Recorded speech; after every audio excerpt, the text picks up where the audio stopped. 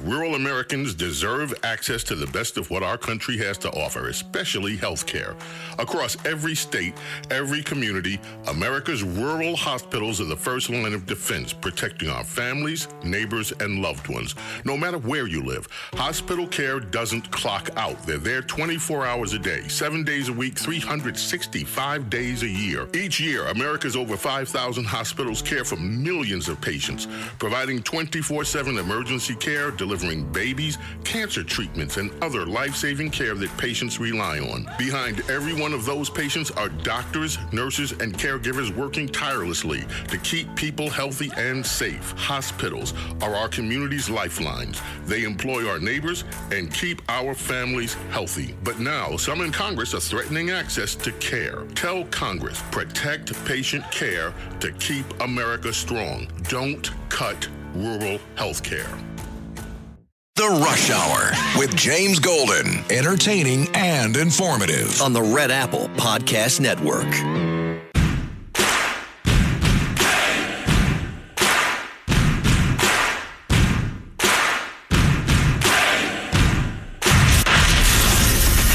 Attention Ditto Heads. Attention Bo Scouts. Goes by the pseudonym Bo Snerdley. It's time for the Soul of Excellence. He is a radio host here in New York. The Rush Hour is on the air. Rush. Now here's James Golden. President Trump posted this on Truth Social. In Minnesota, the troublemakers, agitators, and insurrectionists are, in many cases, highly paid professionals. The governor and mayor don't know what to do. They have totally lost control and are currently being rendered useless. If and when I am forced to act, it will be solved quickly and effectively. From the president, who has promised if he needs to use the Insurrectionist Act. And if he does that for the third time in recent times, this country will see him put the military on the ground. We'll cover every second of this, outnumbered after the break. Baby. Welcome to the I Can't Believe It's Already Friday edition of Bo Snerdley's Rush Hour, fastest hour in American media. Of course, Minnesota still at the top of the list. ABC News. Tensions escalate as Trump threatens Insurrection Act. Blanche accuses Minnesota governor of terrorism. Yeah, all that and more. We have Walt. See, you spoke the other day. Let's just listen to that. Play it over the music. Cut 3. Timmy, known in some circles as the double T. Minnesotans believe in the rule of law, and Minnesotans believe in the dignity of all people.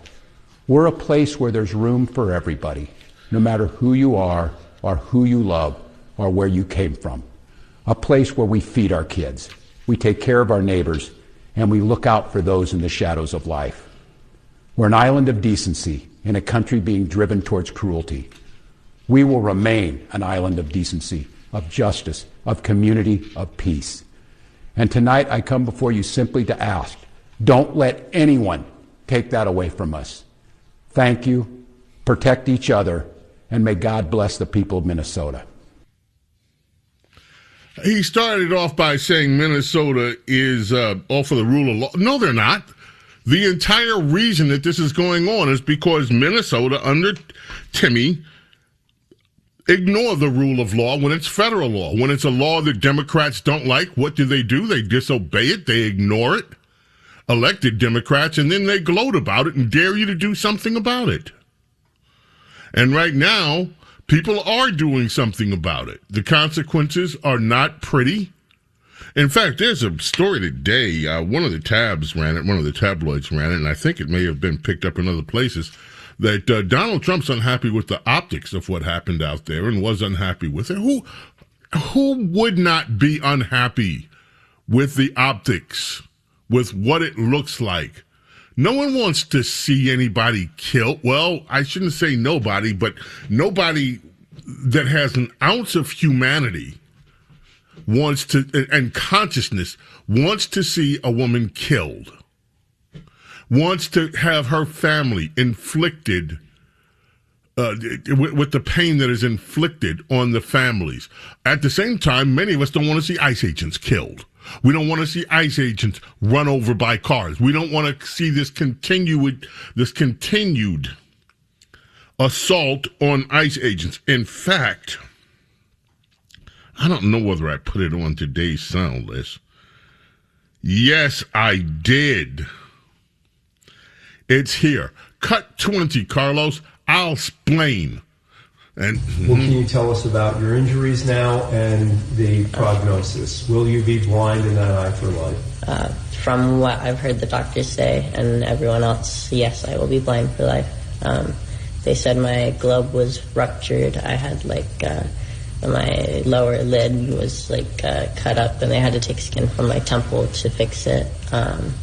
There's a lot to it. I don't remember all the things that they said. I have fractures in my skull that they can't fix, and I can't sneeze or cough because it's dangerous too. I remember also when I shot, there was pepper in it, and I had pepper down my throat. It made it hard to breathe for a long time. They pulled a piece of plastic the size of a nickel out of my eye. They said I had shards of metal, glass, and plastic all throughout my eye and behind my eye and in my skull. And they also said that I had a piece of shrapnel metal about a few millimeters away from my carotid artery. And they said it was a miracle I survived, because if it got any closer, if it hit that, I would have died that night. Totally blind right now? You see nothing out of the eye? Nothing out of this eye. Yeah, it's black.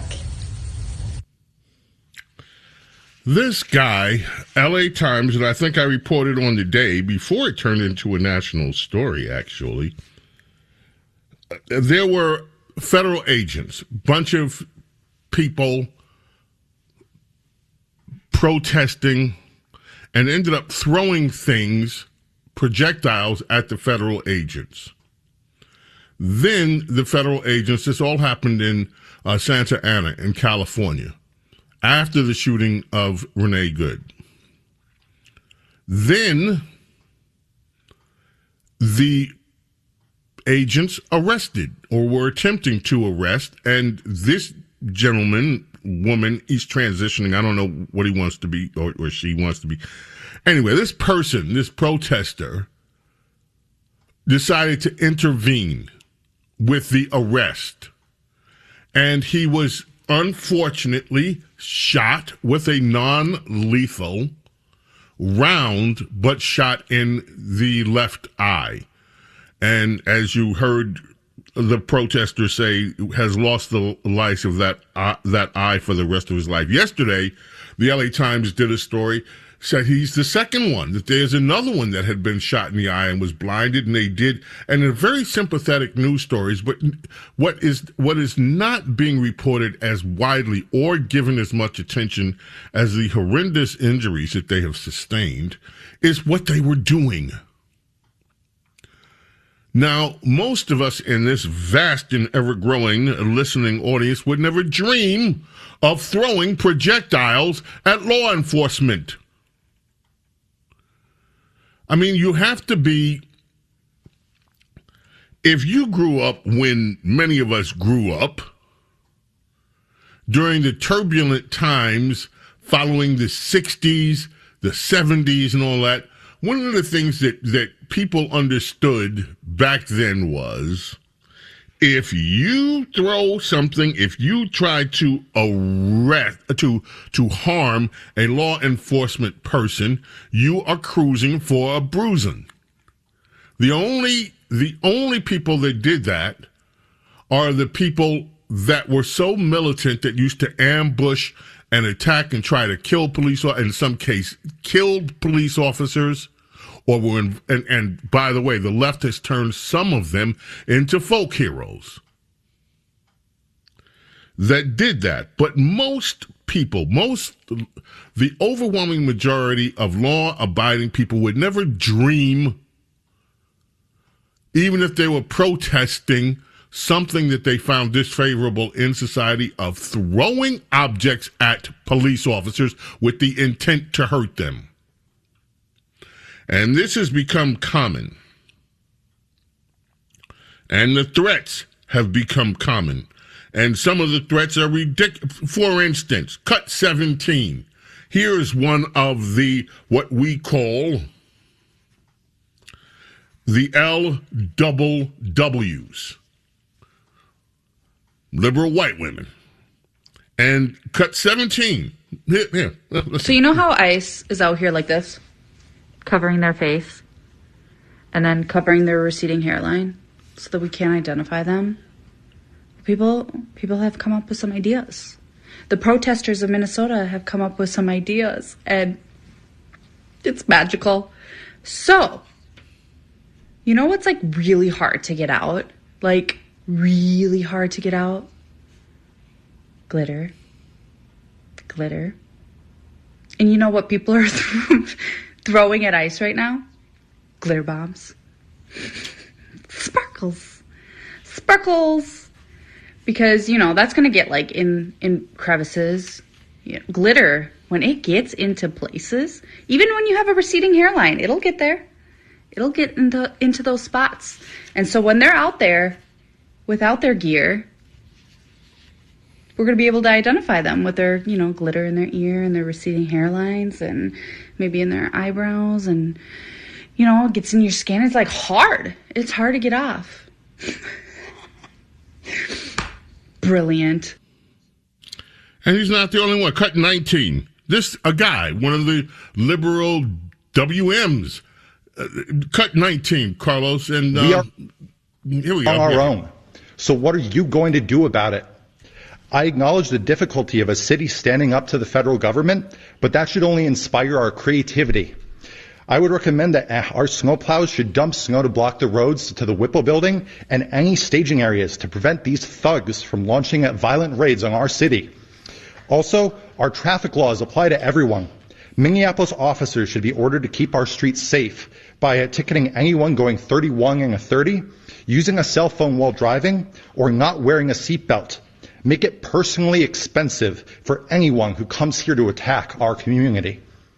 Every moment ICE is delayed will mean the difference between our rights not being trampled on, families being together at the end of the day, and our neighbors not being murdered.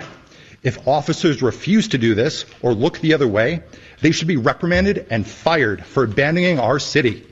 Then volunteers should be vetted and deputized to enforce traffic laws and given a path to becoming sworn officers for stepping up in this crisis. The actions of ICE is what the Gestapo looks like in the 21st century. They are here in our city. What are you going to do about it? Thank you.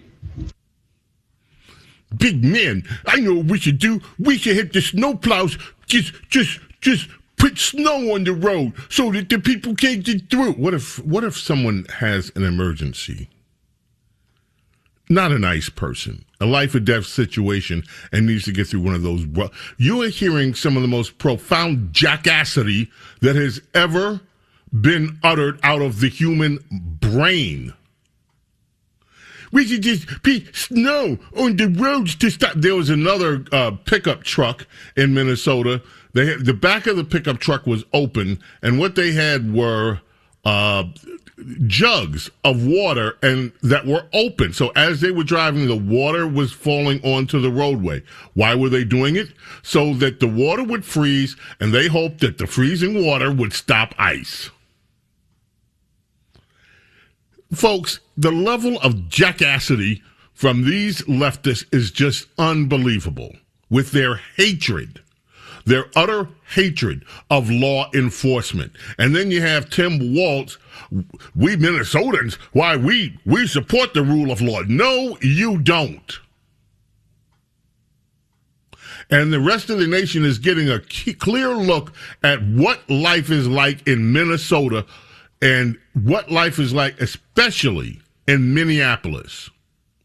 We support the rule of law. Keith Ellison, by the way, the Attorney General of the state, had his own problems with a girlfriend back in the day,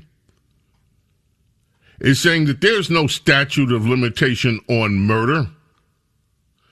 And he's suggesting that Democrats wait till 2029 to try to persecute the ICE agent who almost had his life taken by being run over.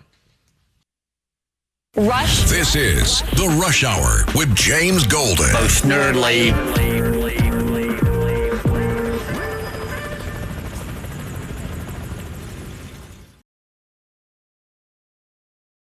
The Rush Hour with James Golden. Entertaining and informative. On the Red Apple Podcast Network.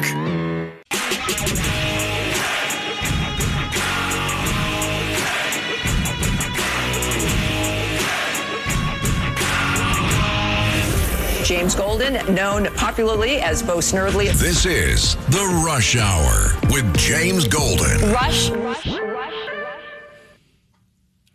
And our birthday shout out to Sade. I mentioned how much I wigged over Smooth Operator, so we thought we'd give you some. It's Friday. Let's just chill for a minute. Also, today's birthdays include Aaliyah. She died so young. And she was so and is some 22 years old, but she had earned the nickname of the Princess of R&B. Ethel Merman was born on this date. Ronnie Milsap. Those of you who love, Ronnie Milsap crossed over. He wasn't just a great country singer. He was just a great musician. The album was Diamond Life. Sade's first single blew up. Today is also the birthday of one of the people behind the scenes that makes things happen here at Red Apple Audio Networks. His name is Darren Broderson. He and I will tell you, I love this man so much. He not only works in the sales end and just does an amazing job. If you're looking to buy commercials, check with Darren. He sends me such great musical information all the time. If I miss something, I know, and I get it from him. He's on top of so many different things, and he's such a beautiful guy. So happy birthday, my brother Darren. All right, so when we get back, we will have another one of the liberal women, and it's time to talk other serious business. Canada cozying up with China, more on Greenland, and housing news as well. Whatever you do, keep it right there. Bo Snerdley, James Golden, fastest hour in American media continues. Don't go away. The Rush Hour with James Golden. Entertaining and informative. On the Red Apple Podcast Network.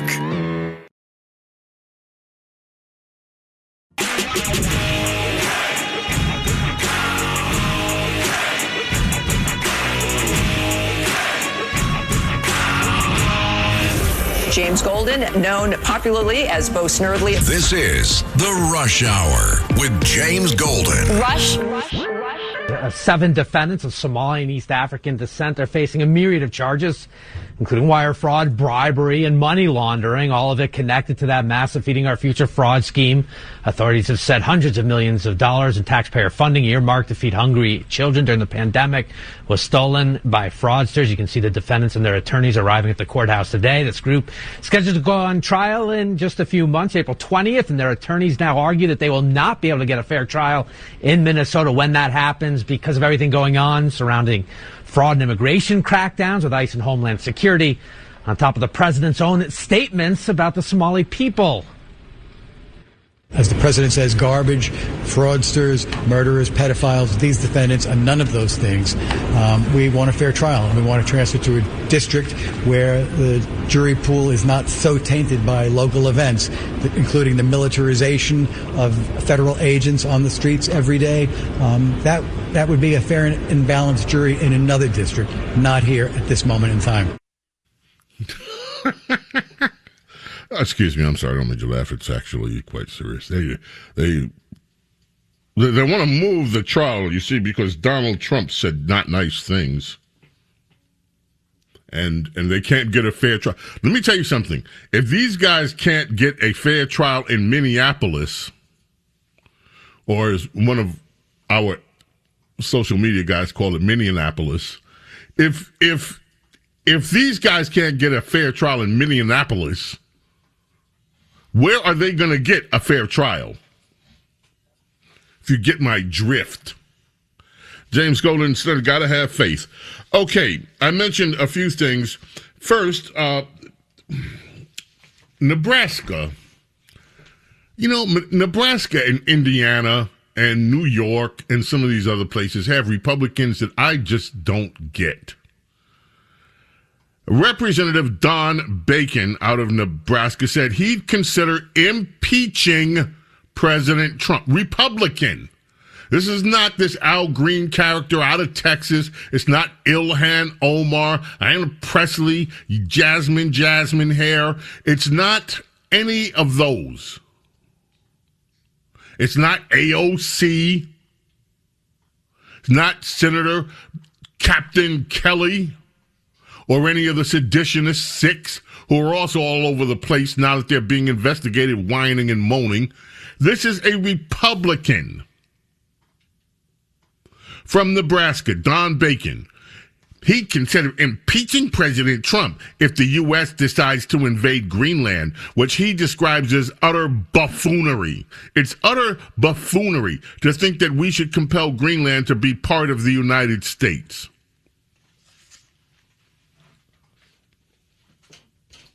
Many other presidents have considered it. I suppose Bacon and the rest of these that think Trump is an idiot and don't mind saying so aloud in the Republican Party because they never get really held to account. I suppose he'd be happy if China or Russia ends up having a major stake in Greenland with weapons pointing at us.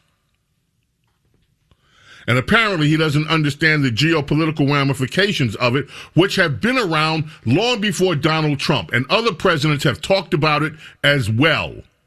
People that actually have access and understand intelligence information.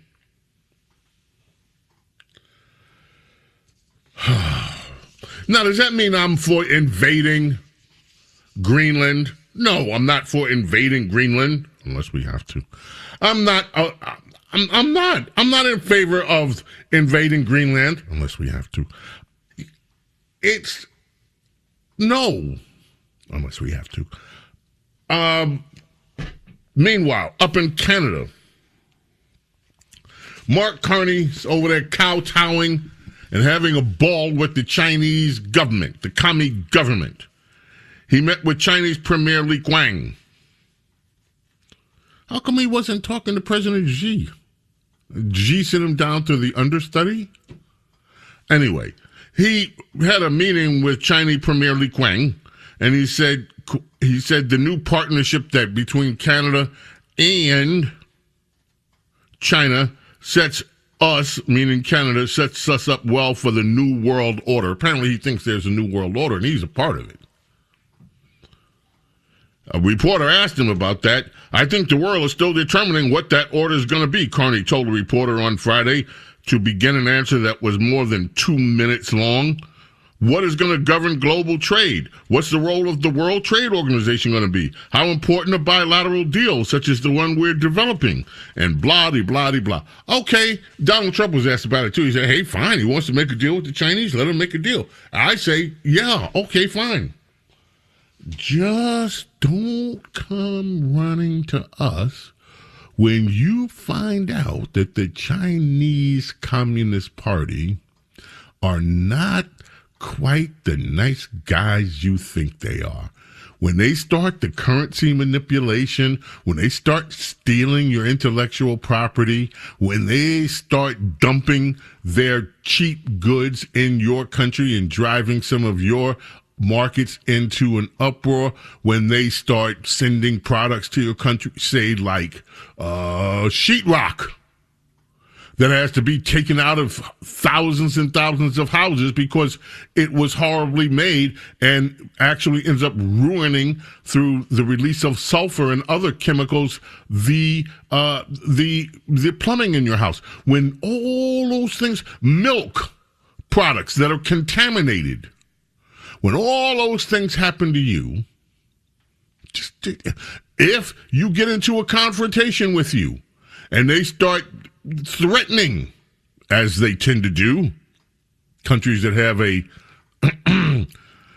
non-impressive military, don't come running to us.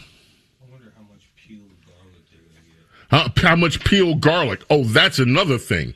I don't know whether you've seen, folks, the way that garlic is garlic.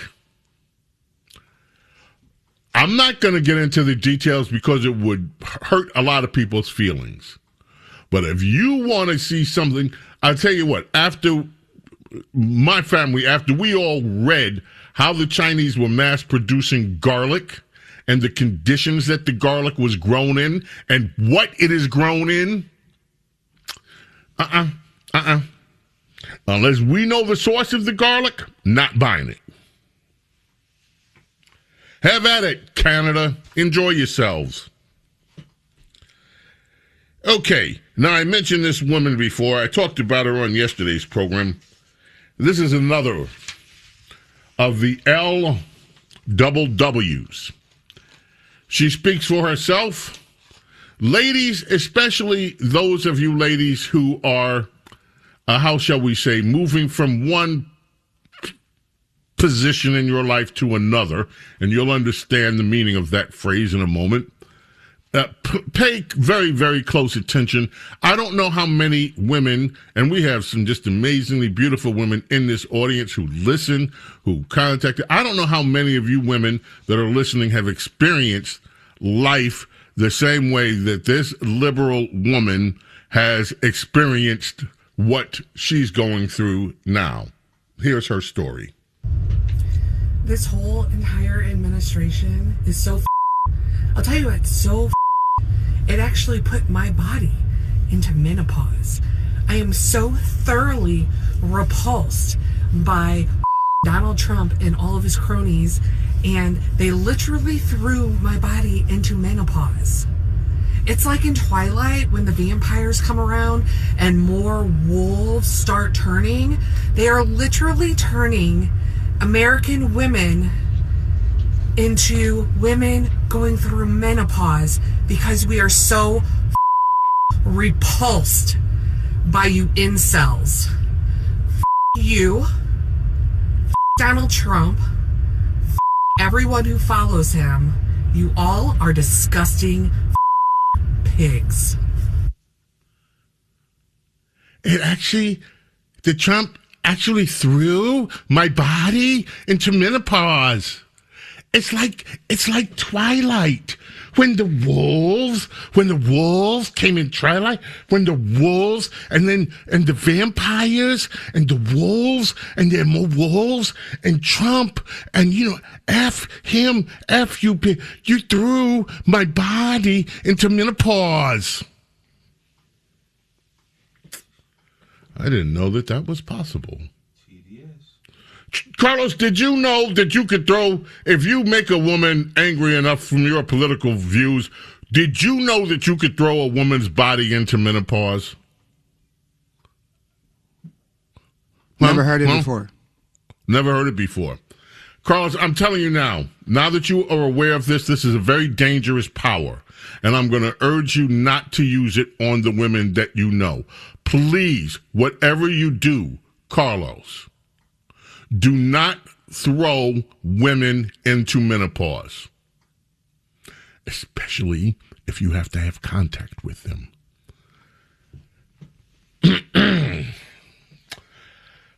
Moving on, housing. I mentioned housing. Now, I don't know how this was allowed to air on CNN.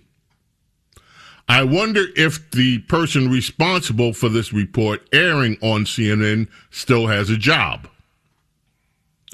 I wonder if there is a mass protest outside of CNN headquarters happening this very moment in Hotlanta.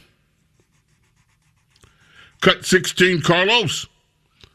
This is, and by the way, was on CNN. Please sit down if you might tend to be shocked by something you hear being reported on CNN. Here it is. Let's just say you're buying a $500,000 home. You're putting 20% down. A year ago, your monthly payments were almost $2,700 for principal and interest. Now they're around $2,400. Now that might not sound like that much. It's about $260 difference. But over the course of a year, you're talking about about $3,000 less in interest. Over the course of a loan, it's over $90,000. So that's huge, right? That's less money going to the bank, more for everything else in life. Now, all of this comes after the White House has really started to focus more on this issue of housing affordability, right? The president wants to ban large institutional investors from scooping up single-family homes. And significantly, he announced plans to have Fannie Mae and Freddie Mac buy $200 billion of mortgage bonds. And experts are saying that those efforts from the president, they're already helping to drive down mortgage rates, which, of course, is encouraging. Yeah. Wow, do you believe that? They're actually giving Donald Trump credit. You know, in history today, two things. One, I'm a little bit queasy about mentioning because it is really horrific. But one, you know, on this day, Prohibition started back in, when was it, 1919, whatever it was. And of course, with Prohibition came the growth of organized crime. And then I thought, I had heard everything. There was a serial killer that was executed today by the name of Albert Fish. This guy used to prey on children and killed many, and then on top of it was a cannibal. And yeah, made stew and so forth. This was in the 30s. And they didn't used to keep him around, and they put him in the chair. And this was the day that they put him in. This was a guy, by the way, that was a sadist. He loved pain. I'll just read you one thing. An X-ray determined that this guy had placed needles in the region between his anus and his scrotum, and at least 29 needles were discovered there. Before they put this guy in the chair, most, I think, sane people would say that they were frightened of what's going to happen. Apparently, they say he was excited by it. And he looked forward to it as being one of the pains in life that he had not experienced yet.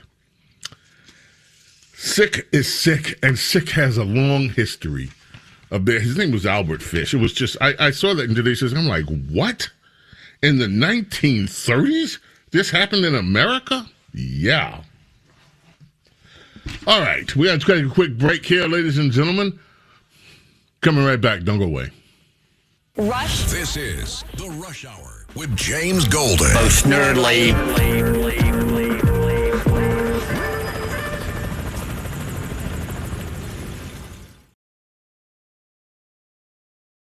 The Rush Hour with James Golden. Entertaining and informative. On the Red Apple Podcast Network.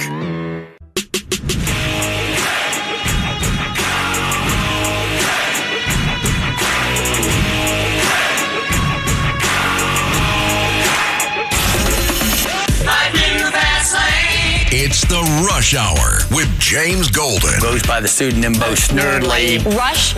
Now, here's James Golden. They're being sued by American citizens over what they're calling illegal stops. We'll see if the ACLU is any better lawyer over this than they were over transgender sports this week. There are documented cases of American citizens being harassed by ICE, of non-citizens being stopped randomly simply based on maybe they have an accent, maybe they happen to be in a particular place like near an airport working for Uber. And at the very least, it raises questions about whether people's constitutional rights are being violated. And if that is the case, isn't it justified for Americans to be concerned about that? So, according to the reporting, there have been 170 American citizens who have been detained for some period of time during this period in which they have deported about 660,000 illegal aliens. That's about a 99.9997% success rate. If any other government agency got stuff that right that often, we'd be throwing them a ticker tape parade. That is the amazing Scott Jennings. It should be, CNN, here's a hint. Just call it what it is. It's the Scott Jennings Show featuring the insufferable Abby Phillips sometimes. Folks, in 1992, on this day, Eric Clapton recorded the Unplugged session that he did for MTV. On that show, he performed the live version of this, Tears in Heaven. And he also did an acoustic version of Layla, which was amazing. For those of you that don't know, Eric Clapton lost a child, his son.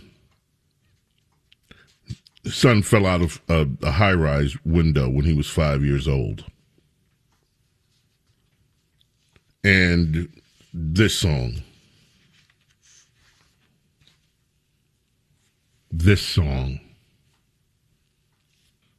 So beautiful.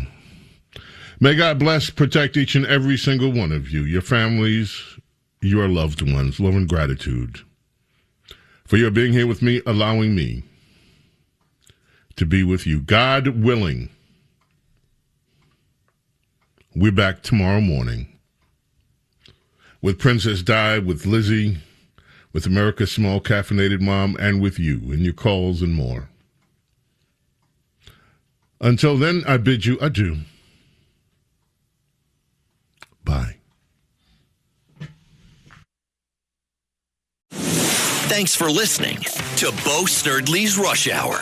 You can hear Bo Snerdley's Rush Hour weekdays at 4 on 77 WABC. If you like the podcast, share it with your friends and listen anytime at WABCRadio.com and download the WABC Radio app. Hit that subscribe button on all major podcast platforms. Plus, follow WABC on social on Instagram, TikTok, Facebook, and X. See you next time for a new episode so you never have to wonder. What the heck is going on here?